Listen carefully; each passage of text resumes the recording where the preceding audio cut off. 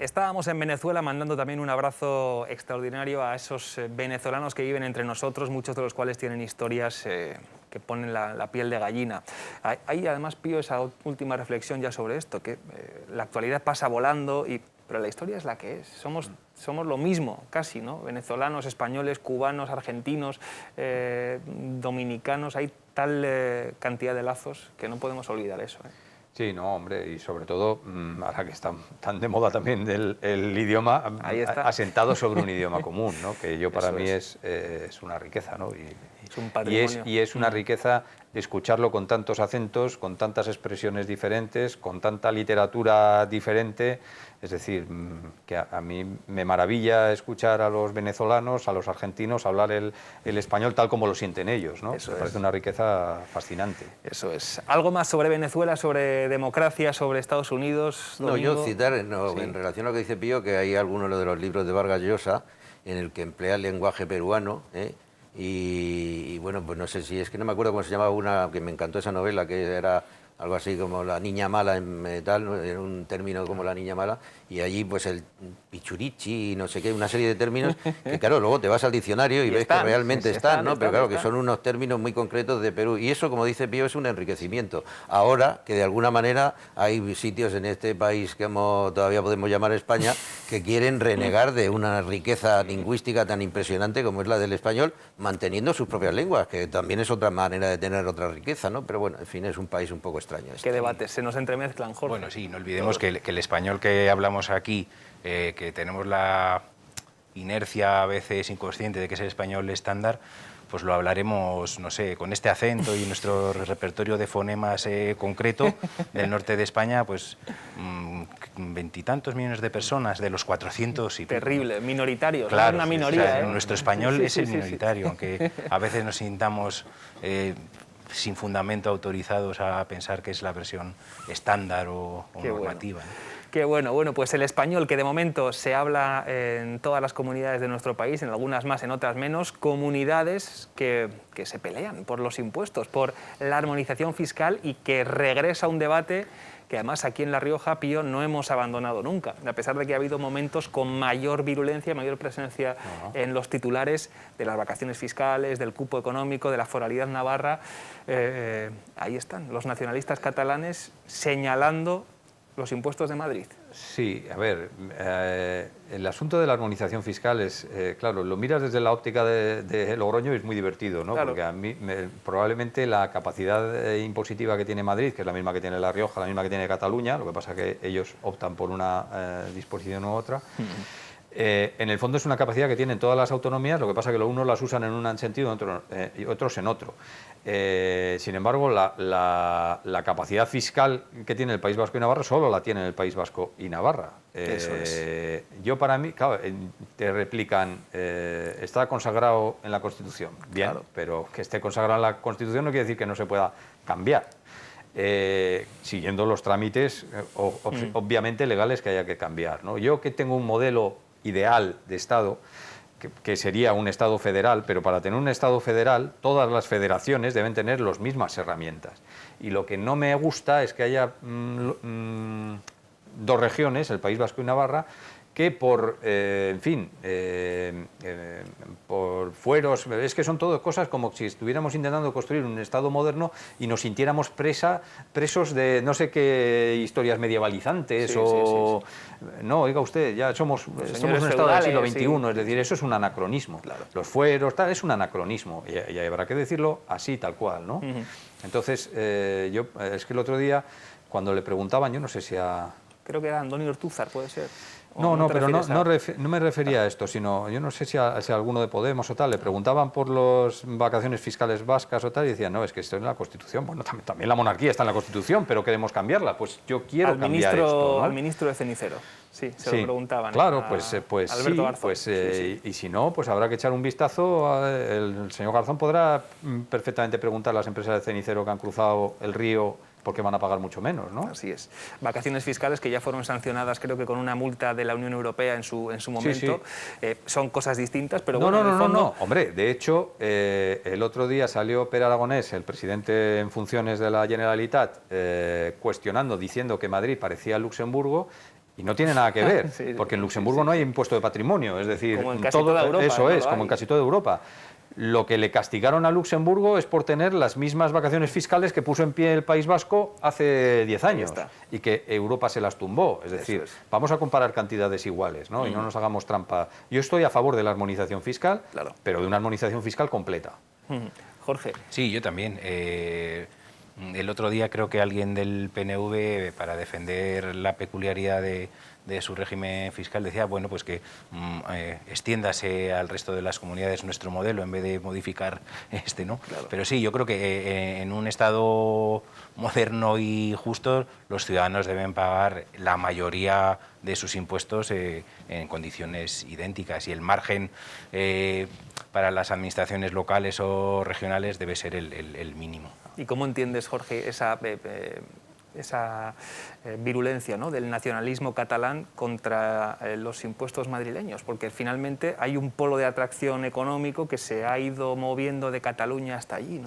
Claro, Madrid ejerce, por la capitalidad y por otra serie de cuestiones, ejerce una atracción de actividad económica que vacía, porque que es a costa de otros lugares. Eso es cierto, pero eso, bueno, eso no se puede culpar directamente al gobierno regional o central de eso. Es una consecuencia de muchos, muchos factores, seguramente. Claro, del peso de las ciudades que hay, de las ciudades, del tejido urbano que hay en todo el mundo, ¿no? Y es verdad que pesa esta idea que está muy asentada en ciertos sectores de la sociedad catalana de que han sido injustamente tratados en las últimas décadas en cuanto a grandes inversiones, infraestructuras, etcétera, ¿no? Eso sí que es un sentimiento arraigado en el mundo catalán, y que he de decir que no estoy seguro, sobre el que no tengo criterio numérico hoy en día, ¿no? El gran desembocadura del proceso es porque Convergencia pide un régimen fiscal parecido al del País Vasco. Efectivamente. Concierto, sí, creo que fue Artur Mas, además, el que rompió la baraja, y a partir de ahí se produjo todo lo que se produjo. Una parte de la diáspora empresarial que se ha producido de Cataluña hacia Madrid y otras comunidades o regiones es precisamente el proceso y todo el intento de independencia que ha tenido en estos últimos años Cataluña, y que aún sigue en ello. Para alegría de valencianos, entre otros. Sí, bueno, y de riojanos también, sí, que algo nos ha tocado. Pero lo curioso del tema es que cuando habla de esto y dices al Mastuerzo, porque para mí no tiene otra definición, que es el individuo este de Esquerra Republicana, ¿cómo se llama? Rufián. Rufián, cuyo nombre también, en fin, le adorna, pues resulta que, claro, sale y habla de esto del dumping fiscal, que además no tiene nada que ver una cosa, el dumping es una cosa y la fiscalidad es otra, pero sale Aitor Esteban y dice que él está de acuerdo con la armonización fiscal, pero que a mí no me toquen. Claro, esto es como aquello que decían, vamos a repartir todo, pero bueno, bicicletas también, dije, no, bicicletas no, que yo ya tengo la mía. Entonces, al final, todo esto es siempre curioso y chocante. Curiosamente, además, añado que las 3 diputaciones vascas, que son las que de alguna manera gestionan los impuestos del País Vasco, cada una tiene unos impuestos diferentes. Y el impuesto de transmisiones patrimoniales o el de sucesiones o de todas estas cosas resulta que son diferentes y con gravámenes distintos, tanto en Álava como en Guipúzcoa como en Vizcaya. Al final todo esto es, yo creo, que un egoísmo brutal que condiciona al desarrollo del conjunto equilibrado de toda la sociedad española. Me parece que no tiene ninguna verosimilitud lo que decía Rufián, en el sentido de que Madrid está haciendo dumping fiscal. Está usando unas armas de alguna manera legales, que las tiene Cataluña, que las tiene La Rioja. Madrid y La Rioja tienen hasta ahora una muy parecida línea fiscal de todo este tipo de impuestos, y realmente lo único que ha sucedido es que la gente ha huido de Cataluña, lamentablemente por otra parte, pero ha huido de Cataluña como consecuencia de una situación política impositiva y casi diría que hasta totalitaria. No sé si puedo 2 apostillas. Claro, aún hay tiempo. El sistema que tiene el País Vasco, en la época de la transición, se lo ofrecieron, o por lo menos lo tantearon a Pujol para adaptarlo a Cataluña, y Pujol se negó. Ah, mira, con lo cual, eso. Bueno, claro, es que luego igual se arrepintió, no lo descarto, pero en ese momento de efervescencia de las autonomías se llegó a plantear. Y luego, otra cuestión, el problema del sistema fiscal del País Vasco no es que esté en la Constitución, que está en la Constitución, sino que luego la negociación del cupo, la negociación de lo que le pagan al Estado por tal, es una negociación absolutamente opaca, oscura, en la que nadie sabe qué se negocia y qué entra, y al final llegan mágicamente a una cifra que suele ser la que quiere el PNV. Entonces, eso también es la clave. Claro, es lo que iba a decir, que el problema no es solo las condiciones legales del régimen fiscal, sino que como consecuencia de eso se tiene que hacer un cálculo sobre cuánto supone económicamente los servicios que la Administración Central y el Estado presta a esas comunidades autónomas para que ellas lo reviertan a esa caja común, diríamos, ¿no? Entonces, claro, la madre del cordero está en ese cálculo, ¿no? Indudablemente. Y esto, y terminamos ya, que casi hay que ir finalizando el programa, hay que decir que ese régimen fiscal perjudica a La Rioja, perjudica a los riojanos, a las empresas, bueno, a los riojanos, a los cántabros, a los que estamos ahí en la frontera, ¿no, Domingo? Este tema que se ha discutido en esta tertulia en numerosas ocasiones y que con José María Esteban, como navarro que es, ha siempre defendido la foralidad navarra en cuanto a impuestos y otras cosas, y yo se lo he discutido pues diciendo que no solamente debería hacerse una armonización fiscal en España, sino que debería ser una armonización fiscal en toda Europa. Claro, es decir, es que lo absurdo es que estemos en una Unión Europea donde cada país tenga, incluso lo que tú has citado antes de Luxemburgo, Irlanda, que es otro de los que también ha hecho una ingeniería fiscal, por decirlo de alguna manera, que perjudica a otros países, y que hay empresas de multinacionales que se van a cotizar allí y no cotizan en el país donde realmente están realizando el trabajo por la parte que realizan en él, y por lo tanto esto es una situación que yo creo que algún día terminará por caer, salvo que Europa se vaya a hacer gárgaras, que tampoco sería muy difícil, porque ya tenemos a Polonia y a Hungría haciendo, no sé si dumping político, pero desde luego haciendo unas maniobras muy discutibles desde el punto de vista de composiciones de la justicia y la no independencia de la misma.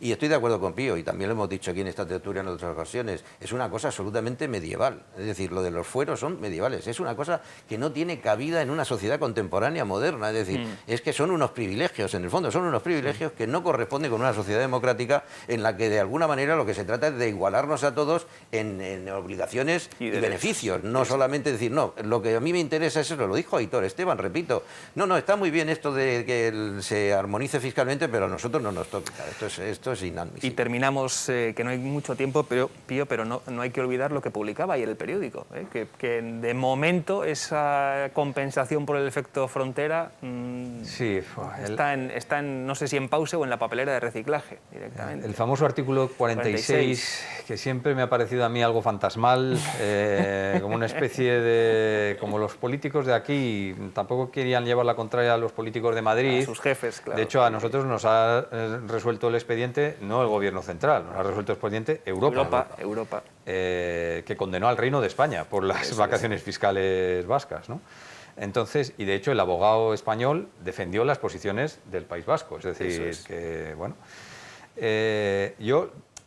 claro, el artículo 46 no deja de ser, siempre me ha parecido un poco fantasmal, y ahora se ha revelado que efectivamente lo era. Es decir, simplemente es un mecanismo de negociación al que se puede acudir si la otra parte quiere. Si la otra parte no quiere, no hay ningún tipo de capacidad impositiva o coercitiva o siquiera de dar un poco de guerra, ¿no? Claro. Hombre, que nos digan como caramelo que se pagó parte de Rioja Forum o que nos han dado el edificio del Banco de España, realmente es un poco tomarnos el pelo. Lo de las vacaciones fiscales vascas y lo del efecto frontera es en una comunidad como la nuestra, con una capital de comunidad que está a 5 kilómetros de Álava y de Navarra prácticamente lo mismo. Es que es demoledor. Claro, ¿qué hace? El polígono industrial de Ramondín, ¿qué hace? Pues estaba aquí y se marchó allí. Claro. Con lo cual, al final, la fiscalidad, vamos, sus pagos fiscales los hace allí y nosotros nos privamos como comunidad de recibir unos ingresos, y todo esto es algo tan cierto como que estamos aquí sentados. No, hombre, uno recorre la Rioja Alavesa y la ve llena de polígonos industriales. Es decir, el polígono de Casablanca aquí está montado para que las empresas de Logroño se pasaran allá. Y el de Ollón, históricamente, que también está al otro lado. Que nos vamos. Jorge, gracias por acompañarnos. Ve pensando lo de la vacuna, que enseguida seguro que llega un SMS de salud o alguna clase de alerta animándonos. Que además no le va a hacer efecto porque ya tiene anticuerpos. Está inmunizado. Reacción ninguna. Domingo, un placer como siempre. Gracias. Y Pío, gracias. Un día más. Enhorabuena por lo que hacéis en larioja.com y en Diario La Rioja. Y nos vamos con un brindis, con una cata de nuevo de bodegas riojanas, celebrando que están ustedes ahí y que han estado durante todos estos meses de pandemia y en los que vendrán también, seguro. Adiós.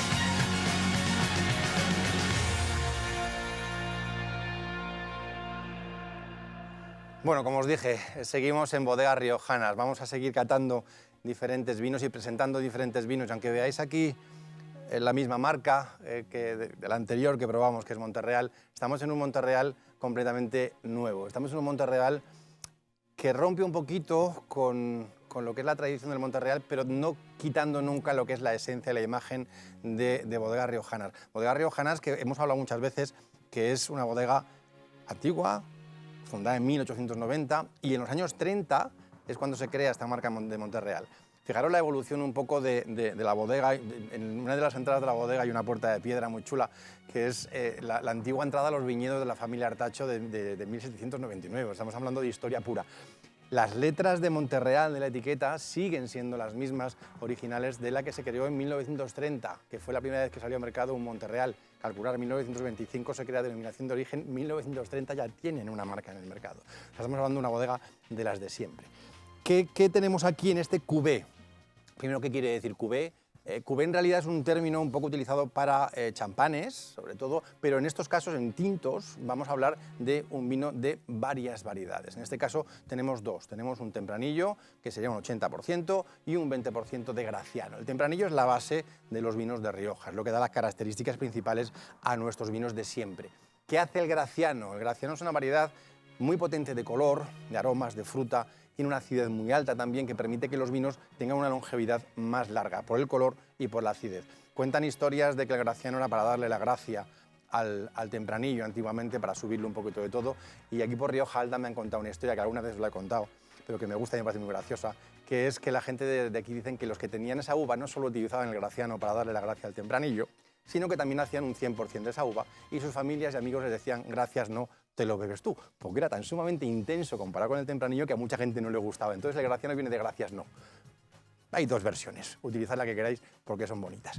Vamos a ir a por el Monterreal Cuvée. Como os digo, aquí tenemos un cupaje de dos, ¿vale? El tempranillo, que va a dar el carácter, digamos, clásico de Rioja, pero el graciano en este caso, en un crianza, va a subirle intensidades un poco de todo. Va a ser un vino muy curioso, incluso la forma de la botella, como veis, han cambiado un poquito la imagen, y va a ser un vino que probablemente, digo probablemente porque estoy un poco a la par que vosotros, no lo he probado todavía, es que me gusta mucho innovar con vosotros y catar a la vez que vosotros. Voy a encontrarme probablemente con un vino mucho más intenso que lo que son los Monterreales crianzas tradicionales, y estoy quedando con cuidadito. ¡Ay! Perfecto. Ya en primeras, en nariz, en el corcho, ya me habla de potencia, ya me habla de un vino con carácter y un vino intenso. Y en color no quiero ni contaros, ahora lo vais a ver cuando hagamos la parte de color, que veáis que esto es un vino con una capa altísima de color. De hecho, esto en cata ciegas dudo mucho que de primeras nadie diría que es un crianza, es un vino tirando a joven, con un poco de barrica puede que tenga, pero es un vino con muchísima intensidad de color. Eso lo hace el graciano y, lógicamente, como digo siempre, una muy buena selección de uvas en viñedo. A olerlo, como siempre. Segundo paso, primero siempre en primera nariz, en copa parada. Olemos un poquito toda esa parte. Aquí me gusta mucho que resaltéis la frutalidad. Así como en Monterreal, el anterior, que vimos otro vídeo, yo os hablé del regaliz, aquí me sale mucha más fruta, me sale más moras, me sale más fresas, me sale más ciruelas. Sobre todo la mora está muy marcada. Lo mismo, si no sabéis ahora mismo cómo huele una mora, a compraros moras, mermeladas de moras o gominolas de moras y a oler moras. Esa es la manera de luego encontrar los aromas en los vinos. Después de hacer primera nariz, vamos a hacer la segunda. Curiosísimo, estamos en un crianza con algo más de tiempo de barrica que lo que pueda tener un crianza normal, pero que la madera está completamente integrada en la fruta, y lo principal de aquí es uva. Es lo principal de este vino, que es que me gusta muchísimo. Un carácter balsámico, fresquito, el alcohol no calienta, sino que refresca. Y a probarlo.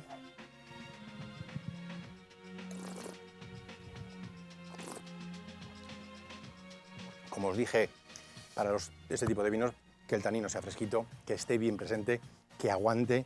Un vino muy intenso, pero como muy equilibrado en todos los sentidos. Fijaros que es un vino muy intenso en todos los sentidos, que tiene 14 grados de alcohol y en ningún momento habla de alcohol, porque ni en nariz ni en boca se nota.